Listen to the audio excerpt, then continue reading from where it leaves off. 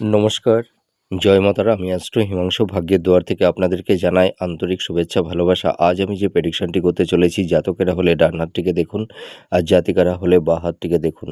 এটা হচ্ছে আমাদের শিরোরেখা বা মস্তিষ্ক রেখা, এবং এই মস্তিষ্ক রেখার পাশাপাশি দেখবেন যদি হালকা ধরনের এরকম একটা সরল রেখা তৈরি হয়, তাহলে আপনারা বুঝতে পারবেন যে আপনাদের হাতে দুটি মস্তিষ্ক রেখা আছে। আবার অনেক সময় দেখা যায় এই মস্তিষ্ক রেখা মেন রেখা থেকে আরেকটি শাখা মস্তিষ্ক রেখাও এইভাবে বেরিয়ে আসে, ঠিক আছে?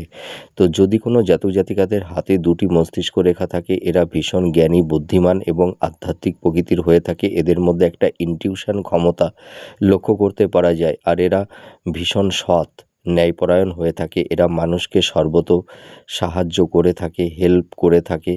এরা প্রপার ওয়েতে সঠিক ডিসিশন মেকিং করতে পারে। এরা জীবনে নাম, যশ, প্রতিষ্ঠা এরা অর্জন করে থাকে, আর এদের স্মৃতিশক্তি, মেমোরি পাওয়ার অনেক বেশি থাকে। আপনারা মিলিয়ে দেখুন এই প্রেডিকশনটি কতটা ম্যাচ করছে। নমস্কার, জয় মাতারা।